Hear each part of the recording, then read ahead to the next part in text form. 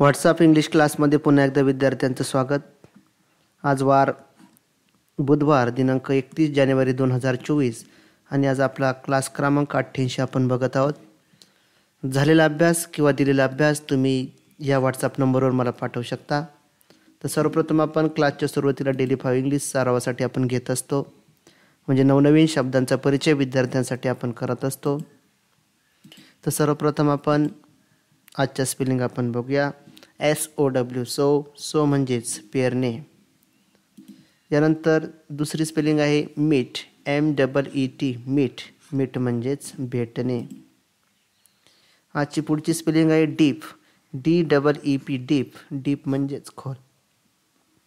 तर पुढची स्पेलिंग आहे ॲगो AGO ॲगो म्हणजेच पूर्वी. आणि आजची शेवटची स्पेलिंग आहे WISH विश म्हणजेच इच्छा. तर नवनवीन स्पेलिंग विद्यार्थ्यांना माहीत हो, लक्षात राहावं व इंग्लिशचा शब्दसाठा त्यांचा वाढावा हाच यामागचा उद्देश आहे.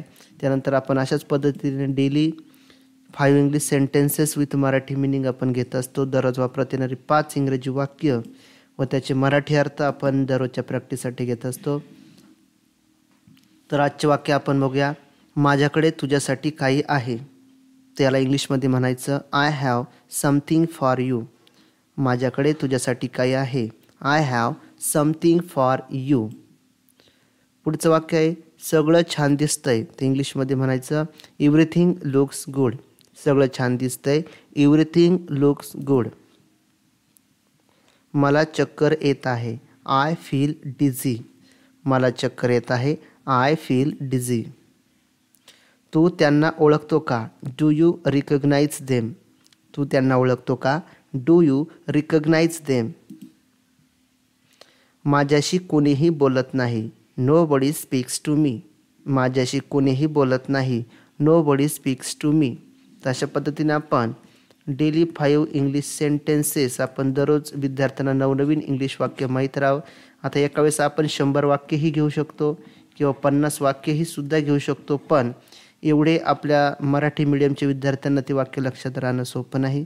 तर दररोज 5-5 इंग्रजी वाक्य आपल्या दररोज तुमच्यासमोर ठेवल्यानंतर थोडं इंग्लिश वाक्य आपलं दररोज आपल्या 5-5ने लक्षात राहतात. त्यामुळे आपण आपला हा उपक्रम आपल्या दररोजच्या क्लासमध्ये असतो. त्यानंतर आपण प्रेझेंट कंटिन्युअस टेन्स आपण 2 दिवस शिकलो, पण यानंतर काही वाक्य आपण 2 दिवस पुढचे घेणार आहोत, म्हणजे जास्तीत जास्त वाक्यांचा सराव आपण या टेन्सचा करून घेणार आहोत. तर चला आज काही पुन्हा वाक्य मी त्या टेन्सचे घेतलेले आहे, तर ते आपण बघूया. त्याला आपण प्रेझेंट इम्परफेक्ट और कंटिन्युअस टेन्स म्हणजे अपूर्ण किंवा चालू वर्तमान काळात त्याला आपण म्हणतो. त्याची रचनासुद्धा आपण बघितलेली आहे. कर्ता plus to be plus am is are plus क्रियापदास ING प्लस कर्म आपले वाक्याची रचना असते. तर आपण आज काही वाक्य पुन्हा एकदा बघणार आहोत. तर आजचे वाक्य आपण बघूया. मी क्रिकेट खेळत आहे. I am playing cricket. तर विद्यार्थ्यांना आज होमवर्क आपण घेणार आहोत. तर उद्यासुद्धा मी काही वाक्य काढलेले आहेत ते सुद्धा घेणार आहोत. तर आपलं होमवर्क का असणारे विद्यार्थ्यांनी लक्षात ठेवा.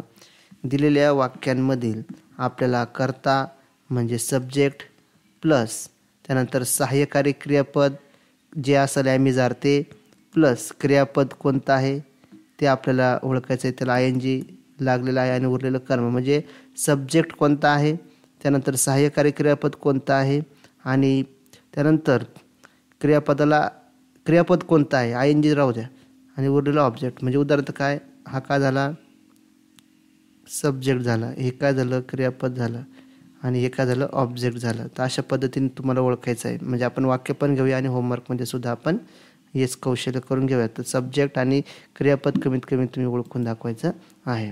त्यानंतर दुसरं वाक्य आपण बघूया. आम्ही पत्र लिहित आहोत.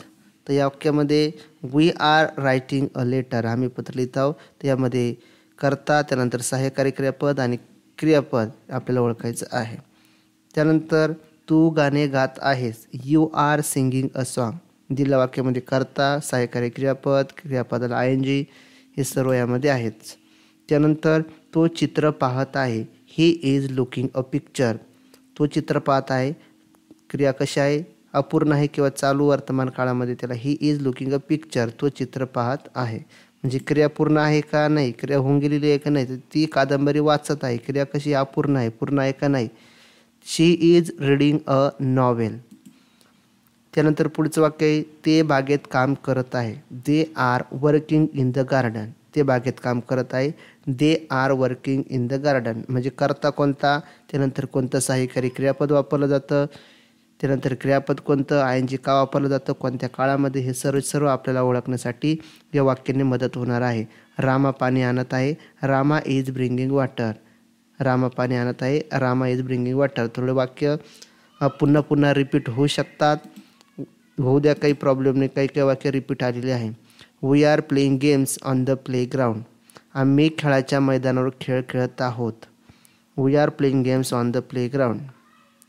शी is writing a letter to an elder brother. ती एका मोठ्या भावाला पत्र लिहित आहे. म्हणजे क्रिया काय आहे, चालू आहे लिहिण्याची. त्यानंतर I am trying to learn English at my early age. मी लहान वयात इंग्रजी शिकण्याचा प्रयत्न करत आहे. म्हणजे प्रयत्न चालू आहे. त्यानंतर पुढचं वाक्य आहे, he is going to the market to buy vegetables. तो भाजी घेण्यासाठी बाजारात जात आहे. क्रिया जाण्याची आहे, म्हणजे चालू आहे.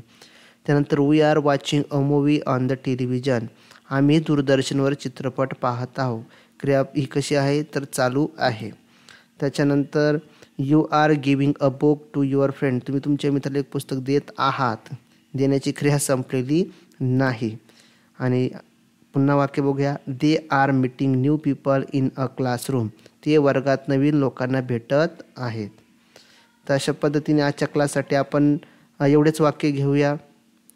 उरलेल्या क्लासमध्ये काही वाक्य आपण बघूया आणि उद्याच्या क्लासमध्ये पुन्हा आपण प्रेझेंट इम्परफेक्ट किंवा प्रेझेंट कंटिन्यूस टेन्स पुन्हा प्रॅक्टिससाठी घेणार आहोत. थोडा आज जास्त होईल त्यामुळे कमी वाक्य घेतोय. उद्या उरलेले वाक्य आपण बघूया. भेटूया आपण उद्याच्या क्लासमध्ये.